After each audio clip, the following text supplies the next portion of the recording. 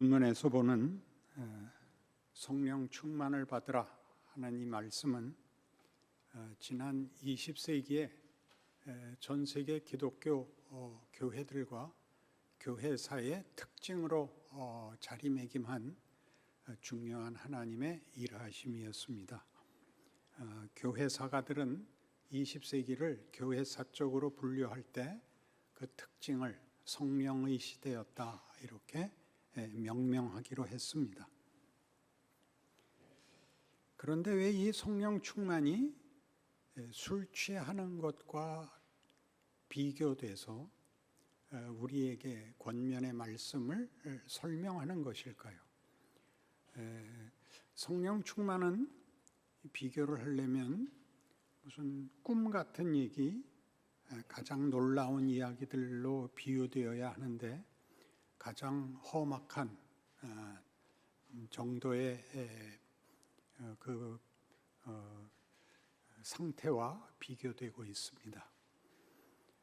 성령 충만은 우리가 보통 기대하기를 감동, 충만, 확신 이런 개념들로 이루어져 있는데 방탕함과는 너무 거리가 멀어서 성경이 하고 싶은 얘기를 이해하는데 좀 생각을 해야 되는 내용입니다. 술 취하는 것은 방탕한 것이랍니다. 얼른 알아들을 수 있죠. 그러나 방탕하다는 것은 도덕적인 지적이 아니고 조금 다른 지적입니다.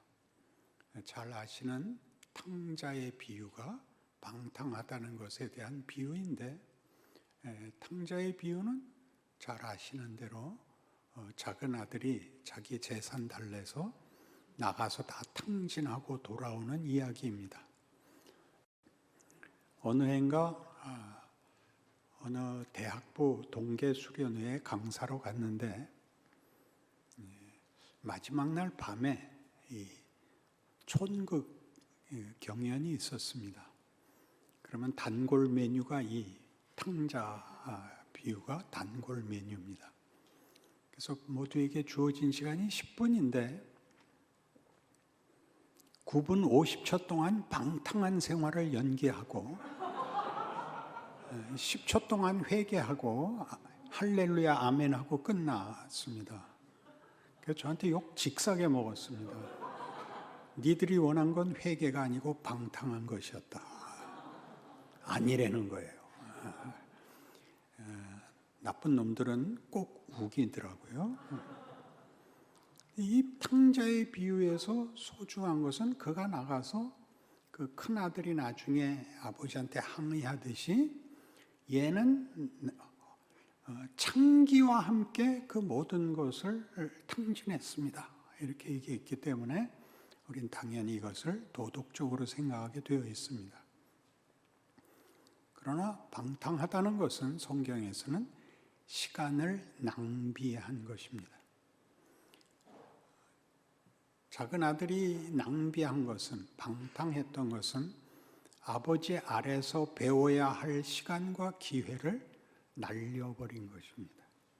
그 큰아들이 등장하는 이유도 큰아들은 대꾸하기를 나는 아버지의 명령을 어긴 적이 없습니다 라고 얘기하지만 아들의 자기의 동생이 돌아온 것을 기뻐하지 않습니다. 이 방탕하고 돌아온 자식한테는 송아지를 잡았고 나는 아버지의 말을 어긴 적이 없으나 염소 새끼도 한번 삶아주지 않았습니다. 그래서 아버지가 얘야 내 것이 다 네 것 아니냐, 이 부분을 이 큰아들은 몰라보고 있었던 것이죠.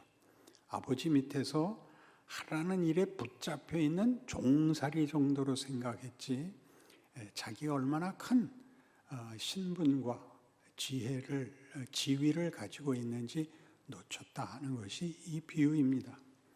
그러니까 여기서 술 취하지 말라 이는 방탕한 것이니 오직 성령 충만을 받아라 이렇게 얘기하는 이 대목에는 말하자면 너희가 어떻게 해야 되는지 생각해라 하는 것이 들어있는 것입니다. 성령 충만은 생각할 필요가 보통 없습니다. 돌연스럽고 이유가 없고 갑작스러운 하나님의 은총입니다. 그래서 성령 충만을 원하는 가장 큰 이유가 생각 없이 받는 그 감동, 이걸 바라서 약간 거칠게 말하면 본인의 내적 어떤 지성과 생각과 분별과 덕목들이 자라나는 것이 아니라 소나기를 한 번씩 맞는 것 같은 부작용 아닌 부작용을 낳았습니다. 그래서 오늘 제목을 잡은 것 같이 지혜에 대하여라는 것은, 지혜는 느닷없이 떨어지는 벼락이 아니고 그것은 생각하고 경험하여 얻은 어떤 분별의 그 높이입니다. 그렇죠. 그런데 그것을 그러니까 오늘 16절에 보면 세월을 아끼라로 연결되는 이유인 것입니다. 지혜는 분별하는 것인데 분별을 하려면 경험이 있어야 됩니다. 경험을 하려면 시간이 있어야 됩니다. 정황이 있어야 되죠. 하나님이 긴 시간을 통하여 우리에게 인생을 살게 하는 것은 이런 이유입니다. 시간과 기회를 주고 조건을 주고 거기에 우리에게 도전하셔서 우리로 하여금 우리의 실력을, 우리가 아는 정도를, 그리고 해답을 추구하게 만드십니다. 술에 취하면 왜 방탕한 것이 되느냐? 술 먹고 취하면 필름이 끊깁니다. 사고가 끊기죠. 그러니까 여러분 신앙생활에 사고가 끊어지는 일들은 조심하셔야 됩니다. 찬송을 사고가 끊어지게 부르면 죄입니다. 그러니까 어떤 것으로든 잠시 자신을 잊는 것을 최고의 신앙 행위로 하는 것은 매우 무식한 것입니다. 이런 말은 한국교회에서 나밖에 할 수가 없으니까 내가 그냥 꼭 집어서 얘기하는 수밖에 없습니다. 사람은 그렇게 크는 겁니다. 우리가 이 문제를 매우 소중히 생각해야 되는 것은 우리의 열심이나 우리의 일하는 것이 어떻게 하나님의 은혜와 하나님의 뜻을 쫓아가는 것으로 그 방향을 잃지 않고 속지 않을 것인가 하는 문제에 갈라디아서 5장에서는 성령을 따라 행해라 라는 5장 16절의 명령이 성령을 따르면 육체를 따르지 않을 것이다. 육체를 따르면 성령을 따를 수 없다. 이 둘은 서로 대적하여 서로가 서로의 길을 못 가게 한다. 그럼 내가 육체의 길을 걷는지 성령의 길을 걷는지는 어떻게 하느냐? 열매를 봐라. 이렇게 되는 겁니다. 육체의 일은 현저하니 술 취함과 편 짓는 것과 원한 삼는 것과 분노하는 것들이라. 그럼 성령의 열매는 뭐냐? 잘 아시죠? 사랑과 희락과 화평과 오래 참음과 자비와 양선과 온유와 절제 같은 것들을 우리는 압니다. 그러면 우리가 잘했다고 했을 때 그 잘한 것이 폭력으로 작용하는가, 관용으로 작용하는가를 보라는 것입니다. 만만치 않은 이야기죠. 인생을 살면서 모든 인간들은 절망을 하게 돼 있습니다. 왜냐하면 인간의 소망은 크고 현실은 암담하기 때문입니다. 세상에서, 현실에서 우리의 소원을 이룰 수가 없습니다. 뜻밖의 모든 사람의 소원은 행복인데 행복은 자기 자신에 대한 만족이 있어야 됩니다. 근데 그 만족은 쉽게 부귀영화로 되지 않는다는 것이 인류 역사의 증언입니다. 인문학에서 문학이 하는 일이죠. 세상이 우리에게 이것이 답이다, 이것이 명예다 하는 것들은 다 그저 거짓말에 불과하다 하는 것을 우리의 영혼이, 우리의 정신이 우리에게 늘 이건 아닙니다, 이건 아닙니다 라고 얘기를 합니다. 그 소원을 갖고 있는데도 그 답이 없는 세상을 사는 것은 사실은 괴롭습니다. 좋은 학교에 왔는데 공부를 못하는 것은 참 괴롭습니다. 핑계를 댈 데가 없는 겁니다. 교수님이 너무 뛰어나면 그것도 매우 괴롭습니다. 적당해야 핑계를 댈 수 있죠. 그렇죠? 그리고 어떻게 변명을 할 수가 있는데 합신에 오면 이제 그 특권을 박탈당합니다. 그래서 후회하게 되죠. 이럴 줄 알았으면 하버드를 갈 걸. 유머 센스가 없는 건 지성이 부족하다는 뜻입니다. 유머란 결핍과 모순과 절망을 넘어가는 실력을 말하는 것입니다. 한계를 감수하는 것입니다. 여러분이 느끼는 모든 한계와 불만을 답할 수 있는 건 기독교밖에 없는데, 기독교는 뜻밖의 그것을 성령 충만 이런 식으로 쏟아부어 주지 않습니다. 살아서 고민하고 싸우고 씨름하여 넘어지고 분노하고 절망하고 다시 일어서고 또 반복하고를 계속하라고 부릅니다. 예수님은 하늘에서 33살에 내려오셔서 십자가 지고 부활해서 가는 게 아니라 어린아이로 태어나서 33년을 사십니다.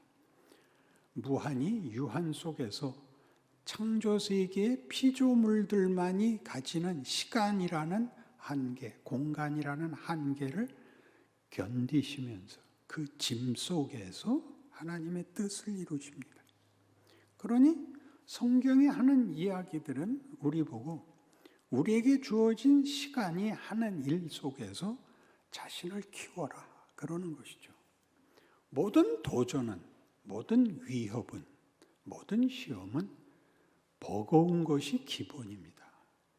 그것이 버겁지 않으면 그것은 도전일 수도, 위협일 수도, 시험일 수도 없습니다.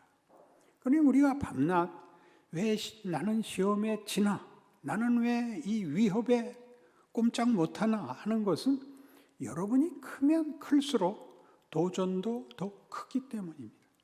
누구나 아는 시험을 이렇게 낼 수는 없습니다. 자기 이름을 쓰시오.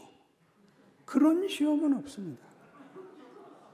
근데 우리는 언제나 시험이 너무 어렵다 그러고 하나님을 원망합니다. 그러시면 안 됩니다. 하나님이 일하고 계시는 겁니다.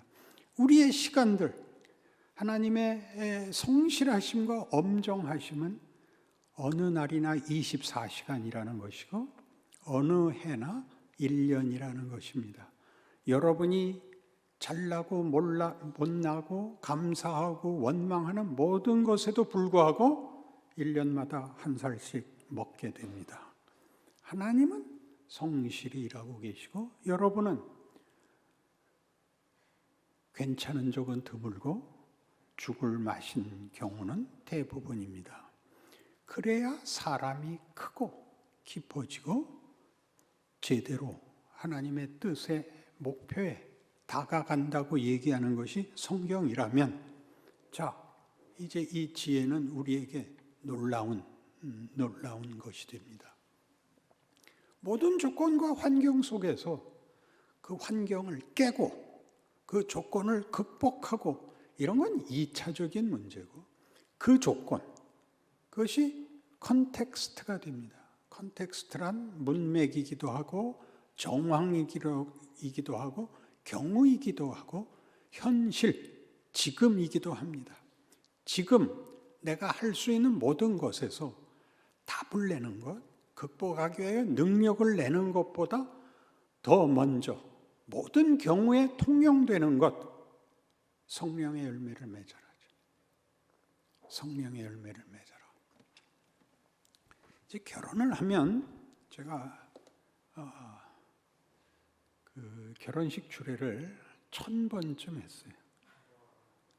1년에 한 300번씩 했으니까 1년에 300번, 1년에 한 50번씩 했으니까 35년 동안 했어요. 그러니까 많이 했죠.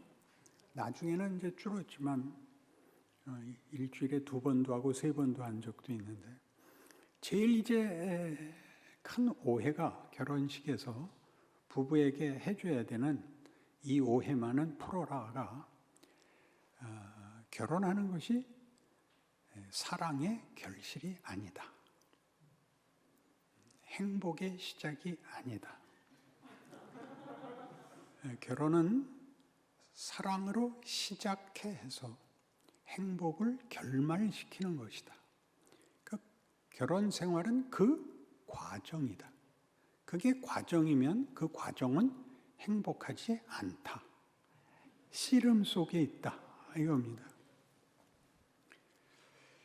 사랑을 세상에서는 보통 진심과 정열로 풉니다. 그게 사랑이죠. 그래서 결혼해서 행복하지 않으면 무슨 생각을 하게 되냐면, 이 사람의 진심이 가짜였나? 이 사람의 사랑이, 정열이 식었나? 이렇게 생각을 하죠. 근데 성경에서 사랑은 그렇게 표현되어 있지 않고, 잘 아시는 고린도전서 13장에서 사랑을 설명할 때 이 세 가지는 아니다가 먼저 나오죠. 이 세 가지는 사랑 아니다. 첫 번째가 뭐예요? 천사의 말을 하는 것. 두 번째가 산을 옮기는 믿음, 능력이라 그래도 좋아요. 셋째는 자기 몸을 불사르게 내어주는 정열. 이게 사랑 아니다예요.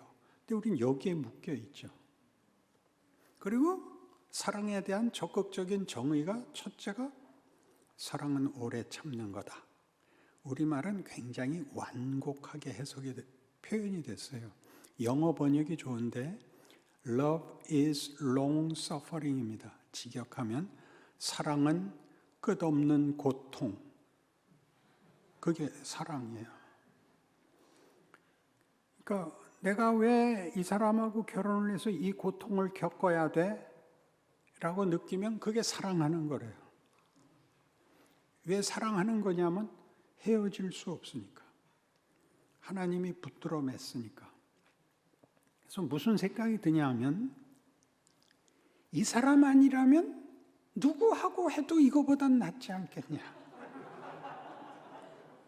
이게 정상적인 사랑이라는 거예요. 이게 정상적인 사랑이라고. 이걸 다 오해를 해요. 사랑을 했으면 행복해야 된다고 생각하니까 행복하지 않으면 너 때문이다. 내가 잘못했다죠. 그게 정상이랍니다. 하나님은 그럼 왜 이렇게 묶었을까요? 결혼 생활이 왜 필요할까요?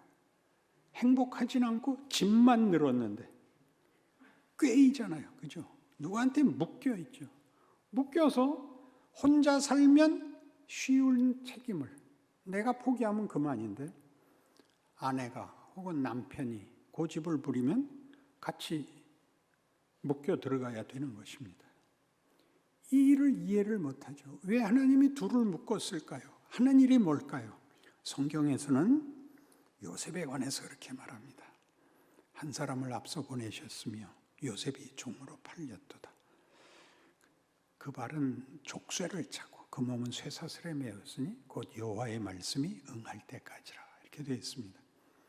요셉은 종종 그 믿음의 사나이, 비전의 사나이, 꿈의 사나이로 소개되는데 성경은 그렇게 얘기하지 않아요. 그는 자기가 잡혀간 데 대해서 이해를 할 수가 없어요. 그의 그 시편 105편에 나오는 방금 암송한 그 구절들은 전부 수동태예요.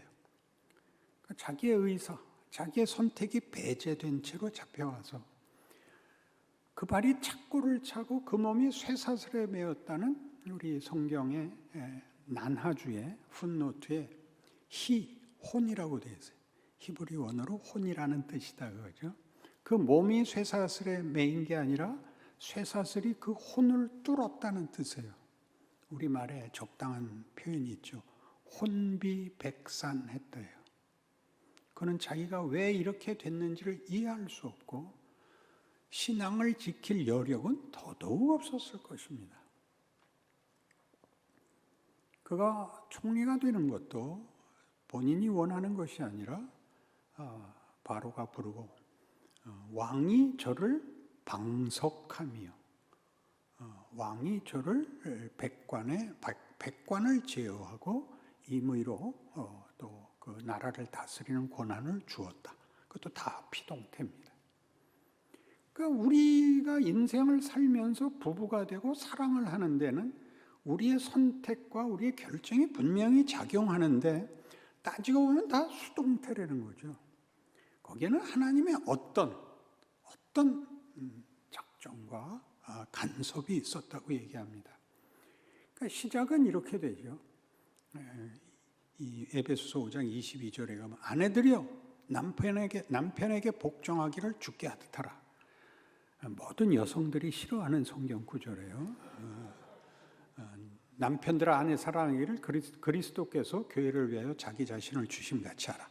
이거 바꾸자는 거죠. 그러니까 내가 복종하는 거 남자가 하고 여자가 사랑하기로 둘은 같은 말이에요. 같은 말을 반복하는 것이죠. 이 다짜고짜 이런 명령이 떨어지는 부부에게 잘 살아라, 힘있게 살아라, 행복해라 이렇게 말하지 않고 순종해라, 사랑해라 이렇게 명령이 이렇게 거두절미하고 벼락치듯이 떨어지는 이유는 딱 하나예요. 무슨 이유로? 무슨 권세로? 내가 너희 둘을 준비해서 부부로 작정한 거다. 그러니 걱정 마라 이런 뜻입니다. 열심히 살아라. 내가 너희 둘을 묶었으니 네 남편이 너를 복되게 할 것이요 네 아내가 너를 키울 것이다. 그 끝은 영광과 찬송이 될 것이다. 걱정 마라. 이게 성경의 명령인 것입니다. 그래서 실제로 결혼을 하고 한 30년 지나면 드디어 인간다워집니다. 아내에게 복종하게 됩니다. 이 배달 민족은 여자들이 너무 세서 이기는 남자가 없습니다. 그러니까 걱정하지 마십시오. 그 모든 세월 동안에 뭘 배울까요? 지는 법을 배웁니다. 같이 가는 법을 배웁니다. 자기 좋은 것만 할 수 없다는 것을 배웁니다. 인간은 권력에 머리를 숙이는 것이 아니라 인간성에 머리를 숙입니다. 인간성이란 용서하는 것, 이해하는 것, 양보하는 것, 편을 드는 것, 공감하는 것입니다. 다른 것을 말이죠. 그게 뭐 이렇게 대단하냐고요? 다른 것이란 이렇게 표현된 것이 얼마나 멋진 실제 내용을 함축하고 있냐면 화음을 말하는 것입니다. 화음이 뭐죠? 둘이 부르는 것, 듀엣. 혼자서는 절대 할 수 없는 것. 혼자서는 절대 할 수 없는 것. 화음. 그래서 화음이 커질수록 우리는 더 큰 음악성을, 더 큰 아름다움과 만족을 얻게 되죠. 합창이 최고인 것입니다. 혼자서 노래를 아무리 잘 불러도 이중창을, 사중창을, 합창을 당할 수가 없는 것입니다. 그런데 이 화음은 놀랍게도 같은 노래를 부르는데 딴 소리를 내죠. 같은 노래를 부르는데 딴 음을 내지 않습니까? 너 틀렸어가 아니라 다른 거리만큼 그 폭만큼 음악이 들어오는 거죠. 이게 부부입니다. 이게 하나님께서 예수 안에서 모두를 품으시는 하나님의 진정한 넓이며 깊이며 높으심이며 우리에게 그런 인생을 살게 하시는 것입니다. 그니 지혜를 가진다. 방탕하지 마라. 생각해라. 분내라. 원망해라. 다 허락이 됩니다. 이게 뭐야? 이게 뭐야? 그런 모든 날들이 신비하게도 예수께서 죽고 부활하시는 방법으로 엠마오로 가던 두 제자가 예수의 질문에 답하죠. 너희는 무슨 얘기를 그렇게 기나게 하느냐? 당신은 근자에 예루살렘에서 일어난 일을 몰랐단 말이요. 우리는 그분이 메시아인 줄 알았는데 그만 죽고 말았습니다. 야, 이 밥통들아, 너희는 합신에도 안 가봤냐? 저도 이 학교에 있으니까 저절로 잘난 척을 하게 됩니다. 그리스도가 고난을 통하여 영광에 들어가야 할 것 아니냐? 그러니까 고난은 세상에서는 가장 외면해야 할 것이지만 믿는 우리에게는 그것은 우리가 소원하는 버러지, 생각 없음, 뭐 이 단계를 포기하지 않고 그걸 뚫고 다음으로 끌어내는 하나님의 일하심이라고, 거기에 정당히 반응하라고, 그것이 네 명예고 특권이고 네 운명이라고 그렇게 말하는 자리입니다. 근데 전부 고통을 면하는 데 다 몰두해서 이게 뭡니까? 밖에 기도할 줄 모른다면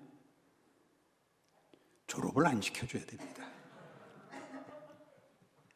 여러분의 지금 현실이 가장 분명한 하나님의 간섭 속에 있다는 증거입니다.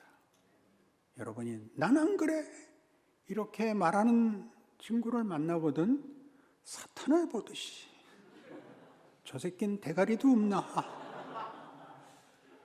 저게 인간인가? 넌 인생이 있냐?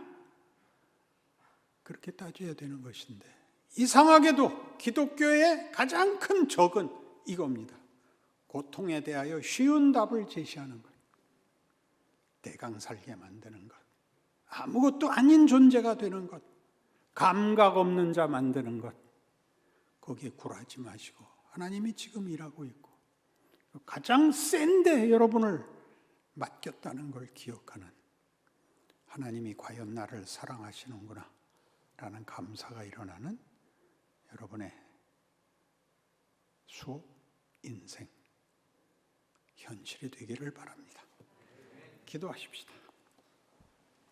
하나님 아버지, 하나님 일하셔서 오늘도 우리는 불만 가득합니다.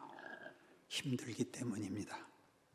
그러나 이게 없다면 우리는 아무것도 아닐 것입니다.